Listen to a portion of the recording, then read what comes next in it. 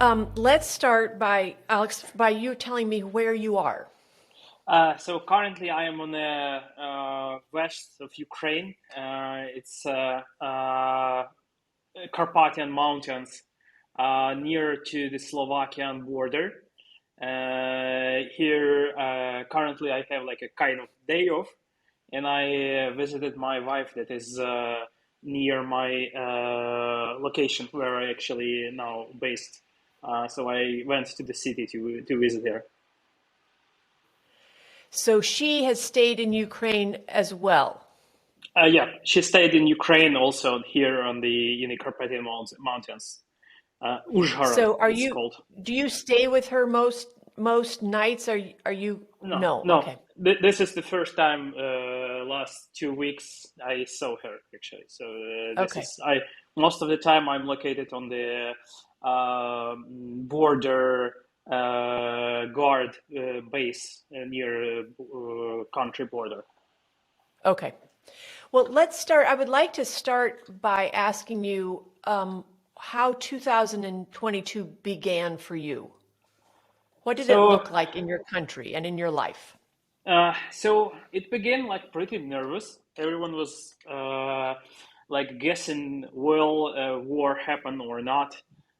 Everyone was like super nervous and super like a lot of the thoughts happening in the mind like should I run? Should I stay? What will happen? What will happen? I didn't like believed to the like last day that something gonna happen. I was like pretty sure that a war never will happen. That's only like a just um, uh, like a playing with like trying to like scare everyone, and I didn't believe it that this is actually gonna happen. And so I decided to stay in Kiev in Ukraine. I didn't leave Ukraine. I was like totally sure that nothing gonna happen. And where were you living? I live in the Ukraine, in Kiev, in the capital, almost all my life, like with some journeys around. Okay. So tell me about the morning of the 24th. So I remember that night I was feeling really sick.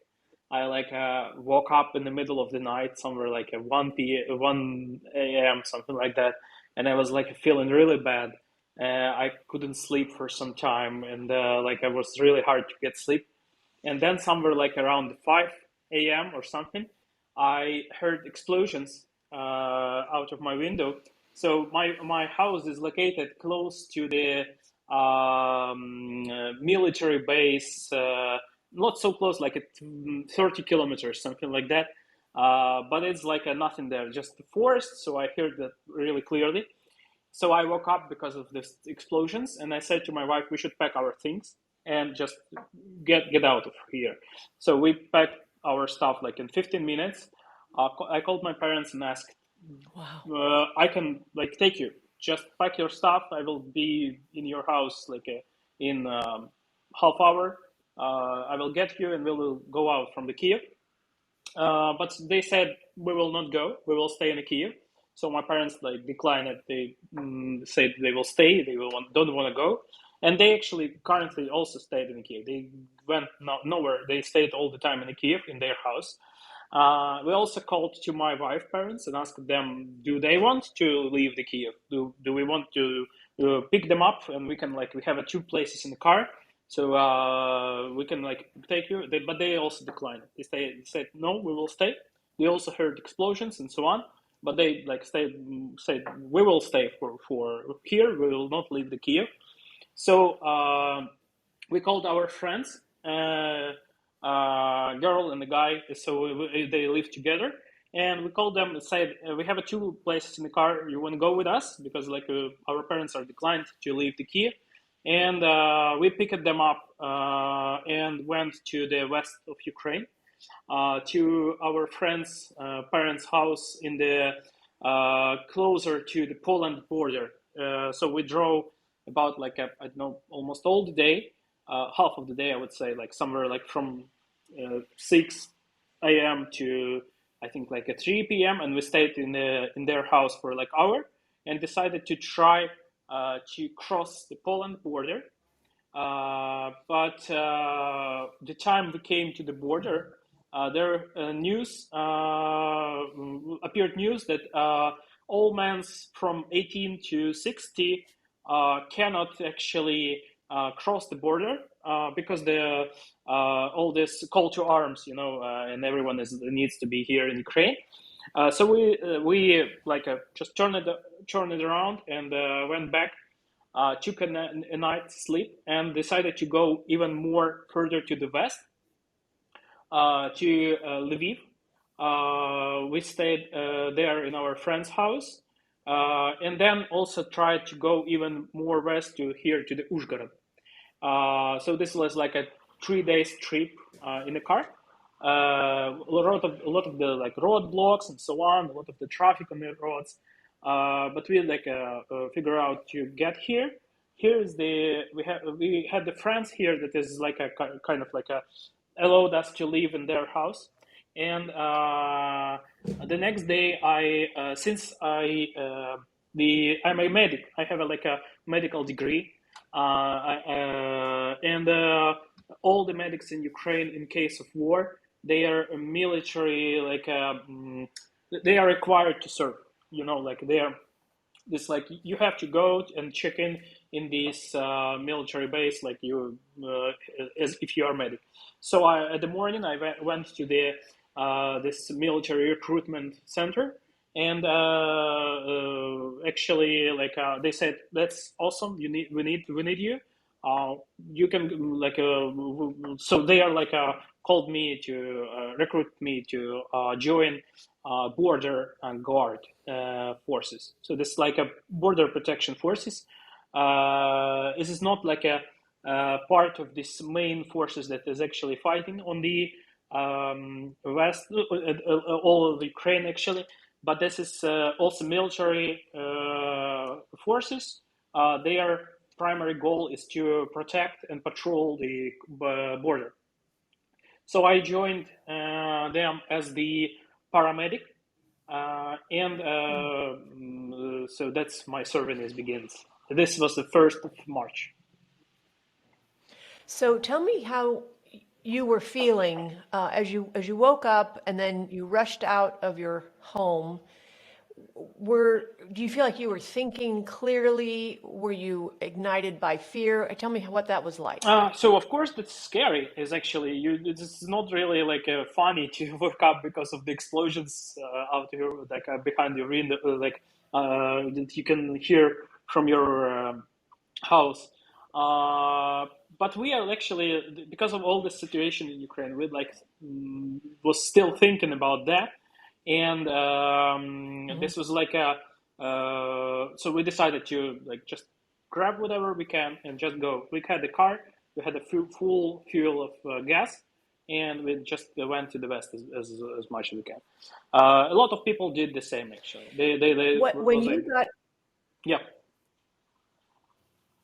When you got in your car, what was your very first plan? What was your destination in mind? Yeah, since we already called to our friends, they said they have a parents in this more western, in the Rivne oblast. It's like I think like a 500 kilometers from the Kiev, closer to this Poland border. So it has a parents there. They live in the private house, and we decided to go first there because this is like a pretty big house, and we can like stay there for some time. If your friends had not agreed to go with you, what do you think you would have done? I think we will go to Lviv in that case. I have some friends in Lviv, and this looks like pretty safe place as well. And a lot of people went to Lviv. So I think I would go there, or at least for a night or something, and then go west or something like that. My primary idea was to actually just run away, take a look what happens, and then see what actually I can. Was your sense of the situation in your country during this, like from the 24th, say to the 26th, was it constantly shifting what you assessed was going on in your country? Yeah, since from 2024, it's like first couple of days, it was like totally unclear what happens. Will Yeah. we be able to do like to push them back? Will we like would they hit with some more powerful weapons, or they will how they prepared and so on? But like in a couple of days, it was like clear that they are pretty bad in coordination, and their plans not really happening. Like they are falling in their plans, and so this was like a more calming. You see that they are not able to do what they want to do. Their first plan was to Yeah. capture Kiev in like a day or something, and it was like a totally even not closely done. So that was like a relief, I would say, is that we can like actually stand and protect, and that's actually encourages to like you know go back and help and something like that. So that's actually good news. Yeah. Yeah. Um, so could you describe for us the kind of military duties you have had? Hmm. So I currently part of a special group as a paramedic. I'm one paramedic for this group. I cannot say like a numbers and places and so on, but I think you understand, right? And but so my duties are to see if someone is sick, if someone has injuries or something like that. I prepare pack medicine, order more medicine if we need something, looking for some tools, instruments, and so on that might help us to do some, for example, simple surgeries or some pills, drugs, and so on. So I collect all what I can find. We already have like a pretty huge, pretty lot of stuff that we collected, starting from wound coverage and pills, and finishing with like even dressing and so on. So like a lot of stuff we was able to pack. And also, since there is not only our group is located in that base, there is also in Ukraine, we have such stuff as the when you have 18 years, you must serve for 1 year in the army. So I know in US you don't have that, but here is this. It's mandatory that when you turn it in, when you have like 18 years, you need to go to the army and serve for 1 year. And so we have a lot of these young guys that is actually like was in the middle of their like this 1 year serving requirement, and a lot of them was moved from other more dangerous places like Chernihiv, Kharkiv, where is actually more like bombarding and so on, where is like more dangerous. So they are like was transferred from there to this to Scarpati Mountains, and so I also looking for them, checking if they have some sickness. So, for example, currently no one is canceled actually COVID. So we had some like a small like a COVID spreading in our base. So I check at their lungs, check at their how their do they have a cough or have a fever or something like that. Ordered pills for them. Check at their Hmm. state, how they are uh, how they're feeling and so on.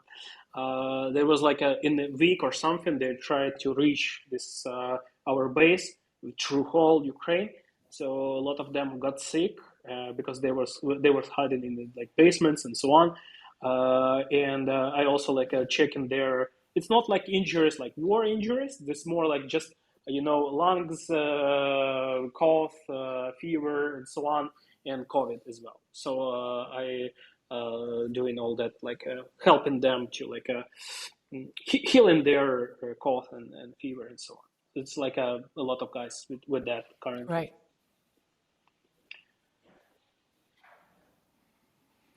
Alexander, did you do any, did you treat any injuries? Small ones. We don't have like any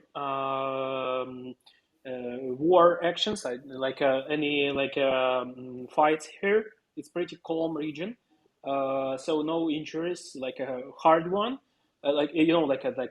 shots or Hmm. something. We have some when we have like a lot of patrols through the mountains, and sometimes people there are hurt their legs because some falling or I don't know, something like that. So we're trying to help them with their knees and so on. But that's, I cannot say that that's something critical. Hmm. But that's still like happens sometimes. So we don't have like a hard injuries here, and we don't have actually the place to do some surgeries or something like that. It's only small medical cabinet where I can do like simple stuff. But if something like a more like a first help, I Hmm. would say, like first help is some immobilization, and then if we see like things are getting worse, we can transfer people to like a region base, like with a bigger medical center there. So because I'm alone here and we cannot do like some heart surgeries. You're Yeah, alone, right? Yeah. What are your only days like two like? days When or do you 3 days begin ago. helping the Yeah, soldiers? I wanted to say like only 3 days ago we one more Okay. doctor joined our location here, and he started to help me with that. But before that, about 3 weeks, I was alone. But it's also not clear how long he will stay with us. He might go like further to the next locations and so on. Hmm. Mm. I'm really curious to hear your observations about the soldiers and like how many do you think were trained in the military and how many were just now Oh, actually, a volunteering? lot. In our group, we have people with actual experience in war on the east of Ukraine. They're like a veteran. They were serving there for a couple of years in some hot places, and they have some experience, but not a lot of that of the people. I would say like it's 3, 4 people in our group. In the whole base, mostly Hmm. this young guys that was serving there. 18 years required, 1 year serving, so they totally don't have any experience. In our group that is preparing to like move forward to the next positions, um, it's mostly more older men. I would say like a 30, 40 years, 45 years, and some of them with the battle experience. Most of them was serving before in the army, in the border guard. I was never serving in the army. I was working as the paramedic in the ICU for like a year, and I had a 3 year college that I finished. So I had like a medical experience before, but I never served in the army. So this is like my first month in the army, I would say. Hmm. So a Did lot you of see a difference between the people who had experience? Um, yes, I would say Go ahead. yes, because people with experience, they know what they need to buy additionally for them, like some equipment, some clothes, and so on. But that's actually things that you can easily learn, and you figure out what you need to get for you. Actually, we have a pretty good supply here. Uh, uh, uh, when I was like joining this border guard, they gave me a full pack of clothes with the winter clothes, summer clothes, all full pack with the boots and so on. So I have my own AK-74 with the bullets. I have a bulletproof jacket. I have a helmet. This is all we got from the our supply. And but some of the things that, you want to, like, when you have some time and you have a money, you want to upgrade something. So for example, you want a better like a jacket or something, like an additional hat, or you want to change something, like some equipment. So you can order that. And we all here is actually trying to pack, and people from with the battle experience, they know, hey, you need to get that thing and you need to order that. And, they are like helping us to understand what actually we might need and what you need to throw away and don't take with you. Because every like pack, every clothes that you want to take, it's like additional weight on your shoulders that you will be carrying on you. So you need to be really careful what you're taking with you and what you don't need. Like those people, like, hey, take this, take that, take that. This you should throw away. This is like so they help them to with this all this equipment. How have the spirits been among the soldiers? What has the mood It's been? actually pretty good mood. When I was like in this recruitment center, there was like hundreds of people. It's actually, I think, even more closer to the thousand or something like that. It's a lot of the people there, and I would say like most of them was like super motivated to serve, to join forces, and just currently we have a pretty strict rules who won't be like is not capable to serve in the army. It's you need to have like a three childrens, or you need to have some disabilities that don't allow you to work. Yeah, so it's pretty strict rules. If you have some like a small, I don't know, like injuries or something, I don't know, like old traumas or something like that, in a peaceful time, you could like just go to the recruitment center and they would say, sorry, we don't need you, take a rest, it's fine. But currently, in this, because of this war, all these rules are super lowered, and I mean, almost everyone is now can serve actually. So check on the in the recruitment center. Are you aware of the kind of news that Russians are listening to? Oh yeah, for sure. Everyone is discussing like Russian news here because it's like totally different reality. I don't know where they get information, but that's like seems like they're just uh, this is like totally imagination. I don't know where they get those information. They're saying like we have some military bases. We have some like I don't know Nazis here like going and hurting the peaceful people and so on. And they was like totally sure that when they will go with their forces, we will just say thank you to them, and this will be relief to everyone that Russia is actually captured Ukraine and so on. I don't know where they get those information, and it seems like it's absolutely some I don't know imagination from some of the sick people, and their sources is totally wrong, and I don't know why is actually they are so pushing with this information. But yeah, we actually see this news, and yeah, the problem is in Russia, mostly people watching television, and television is totally controlled by government, and they can actually feed any information that they want. In people that mostly get information from internet, they can like at least choose what to watch or what to listen, and mostly those people in Russia are understanding what happens, and they are understanding that this is actually war.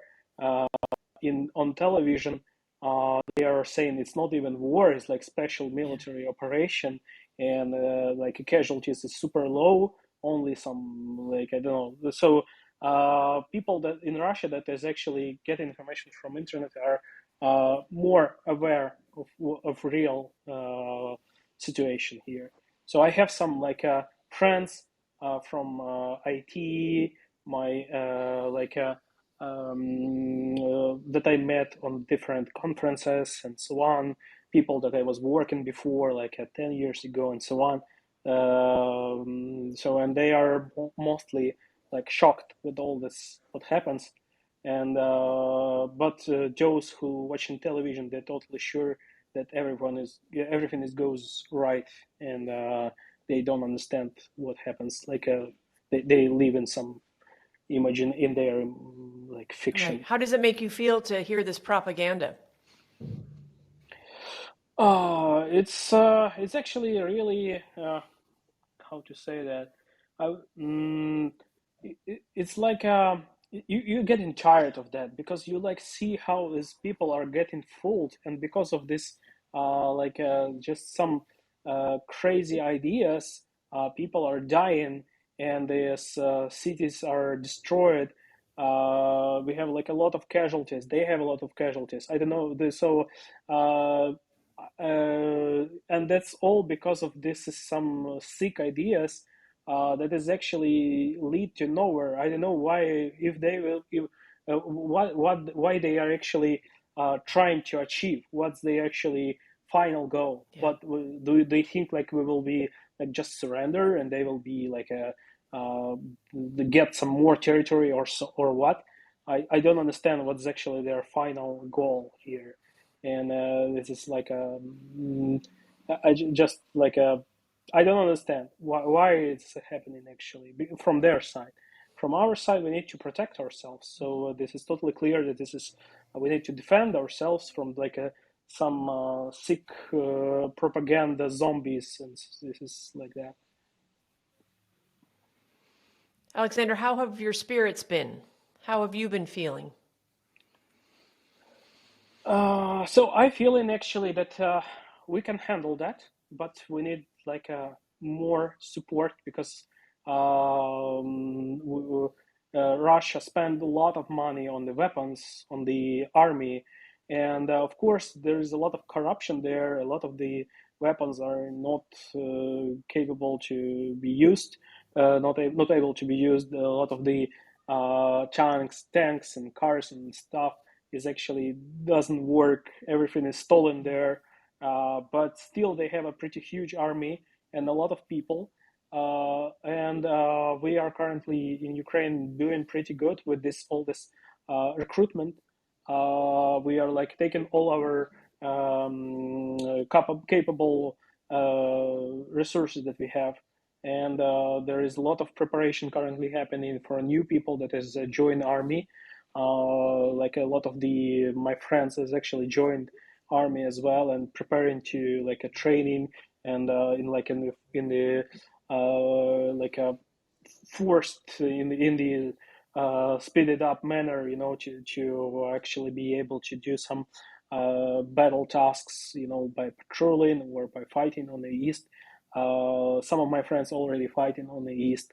So we like trying to keep to get all our possible man resources, but we still need to get more weapons to actually.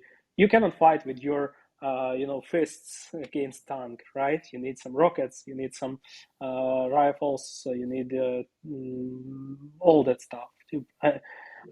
So I feel we can handle that, and this currently things are going.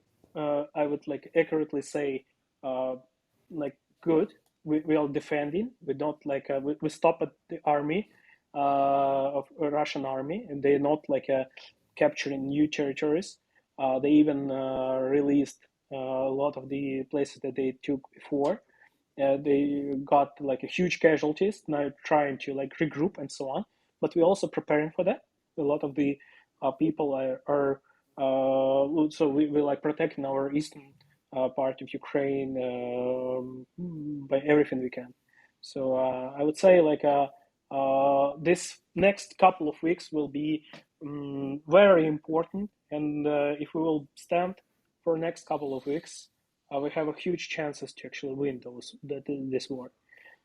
We don't plan to like capture Moscow or something like that. We just need to protect our Yeah. border, and that's actually it. So, um, so people are pretty positive here. So mostly people don't like don't we don't have a panic like hey everything is like we lost everything. People are now pretty calm. They're like it's already more than 40 days war. So people like regrouped. Some of the people like left Ukraine. A lot of the people actually came back. In our group, we have five guys that after war begins, they Wow. came back to Ukraine to join army, Wow. and a lot of people are getting back to Ukraine to actually fight and join army. Wow, Those, that's especially those amazing. with the experience, yeah, with the battle experience. Have you talked to them about why they left and why they're returning? Yeah, there's actually pretty obvious reasons because they need to protect their country and they need to protect their families. Mostly people are trying to like wives, children, old men, Hmm. and everyone who cannot like who can be in danger. They're trying to help them reach Western Ukraine or even cross the border. But a lot of men are joining and trying to help. Or so we have like a regular army, and we have a kind of militia, like when there's just the forces in the city that's protecting the special region. Like they are getting weapons to protect just their city. For example, we have a Kiev territorial defense forces, and this is actually a lot of people joining, especially like this, um, like self-organized forces to protect their region, their streets, their cities and villages and so on. And I don't know exact numbers, but there is a lot of my friends joined those forces, and they got some equipment from volunteers. They got weapons and so on. So currently we have like regular army that is in pretty good shape, but also this special like territorial defense forces that is not part of the regular army. But a lot of people after they are served for this territorial defense forces, then go back switch to this regular army, Hmm. and they get like a mm, fully like a soldier's package, like with the salary, with Hmm. the equipment, and so on. So when they start, usually people then join these regular forces. What are people's feelings about Zelensky? So before war, it was like a 50-50. Uh,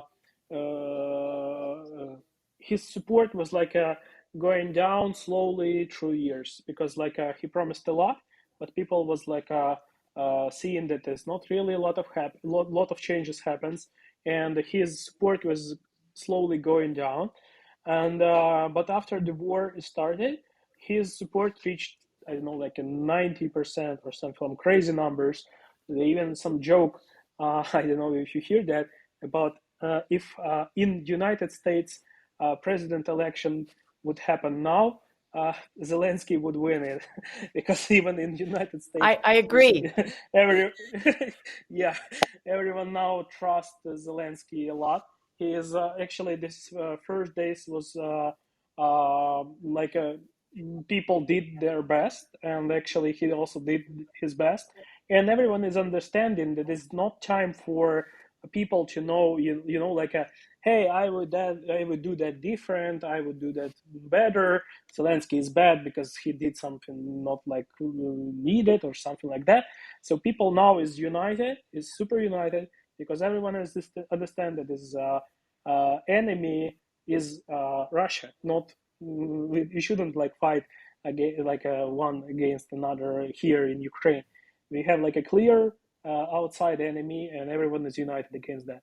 Even in politics, there is like we had like a pretty strong opposition, but everyone is now said it is no time for like trying to get some better percentage on the elections.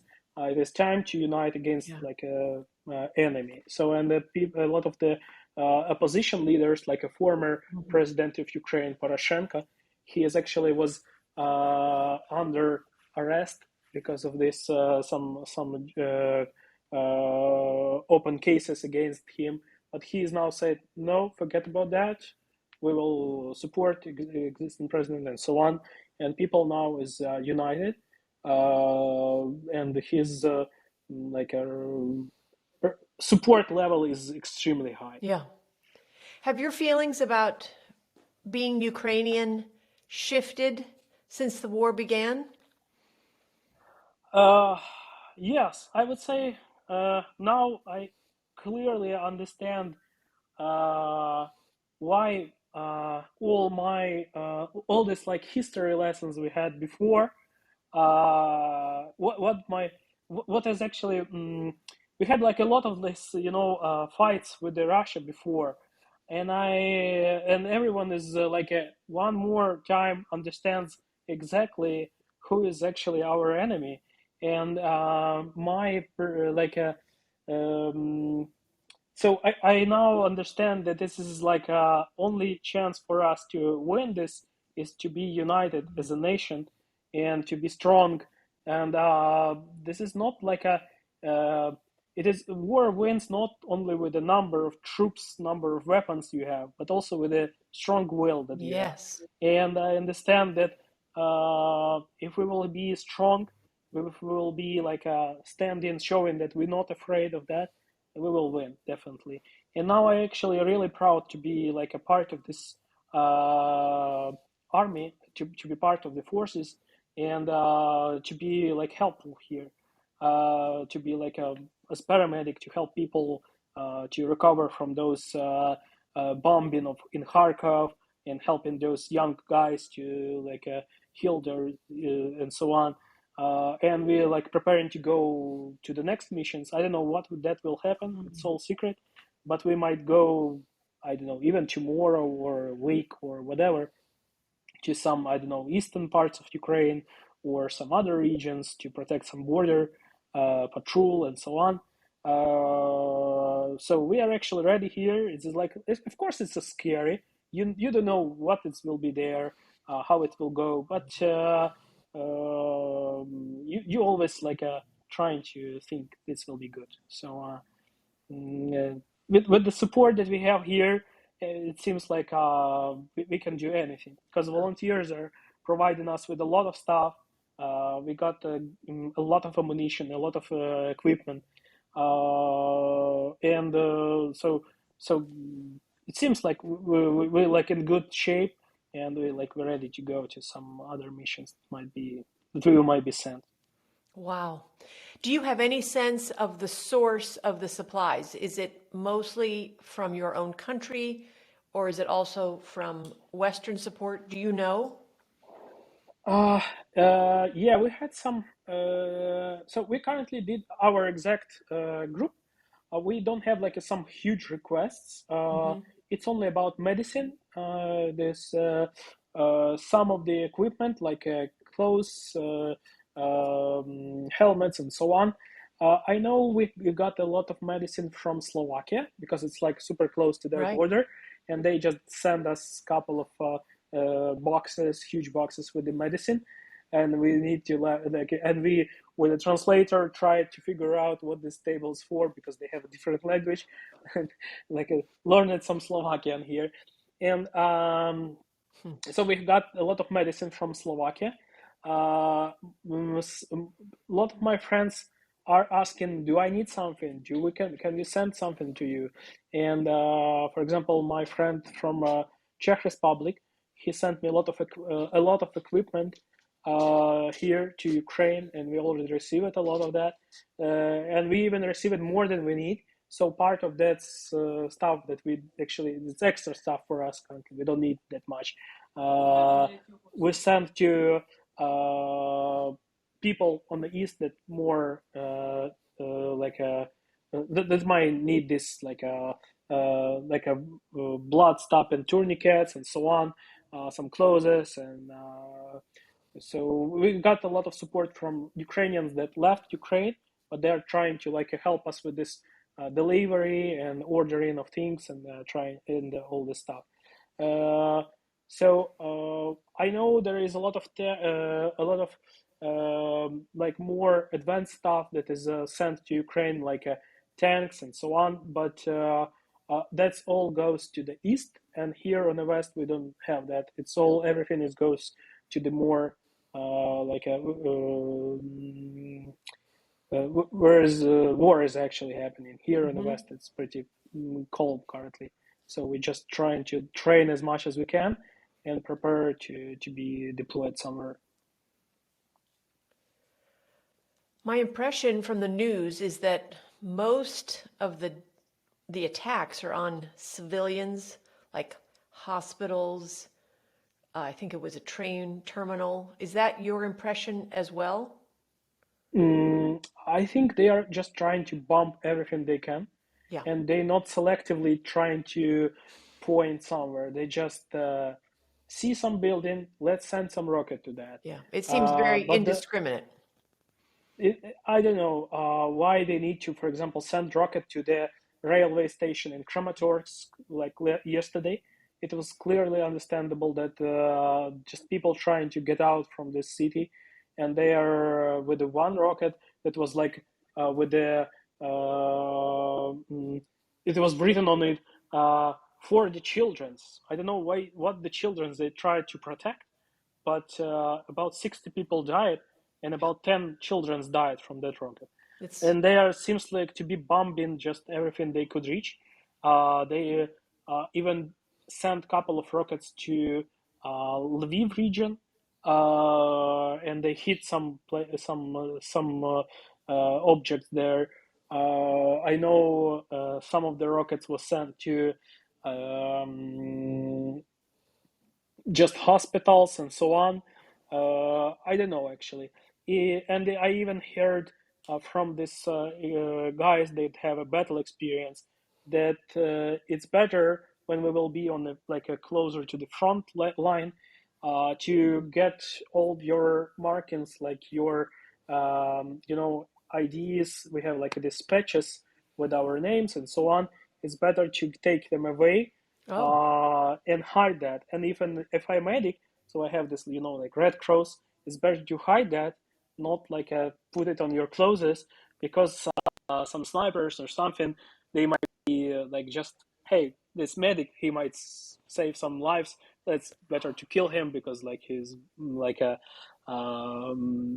he will be saving our enemies and so on. So everyone is putting their marks somewhere, officers as well, trying to mm-hmm. hide everything. So we don't on the front line, people usually take away their marks because Hmm. no one is looking like if you're a medic or you're a journalist or you're press or whatever. They just seeing someone, killing someone. No one Yeah. checks if you're peaceful or not. Is there anything you would like to share before we end our conversation? Um, uh, Actually, I can say that don't worry. We're pretty good shape here. People are motivated. We are pretty good here. Just send us more weapons. Just send us more whatever you have a support. Ban oil, ban gas, whatever to stop filling this Russian budget. But people here are super motivated. We're seeing support from the United States. Everyone is totally agree that the United States is our ally, and this is in these hard times, it really shows who is our friend, is who is not, Yeah. and um, it is good to know that we have this strong support from the West, and so we're pretty sure that everything will be good. I don't know how long it might take, months or maybe a year or maybe two, who knows? But so we will do whatever we need to do. So if we can help and serve, if I can help and serve, so I will do that.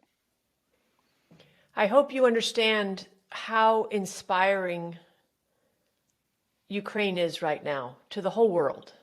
Oh, I hope, I hope. I don't read like a lot of the Western news.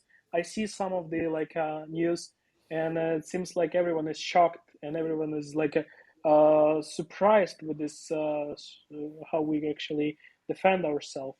So I hope this will be this will continue in the future. Well, your unity, your cooperation, your optimism, it is what the world needs now. Now we just need to end this war, right? Sure. Yeah. Yeah. Yeah. Yeah, but Um, not with surrender. We need to get back all our people and yeah. Well, save as many lives as we can. thank you for setting such an extraordinary example, really. Yeah, thank you. Thank you for this interview.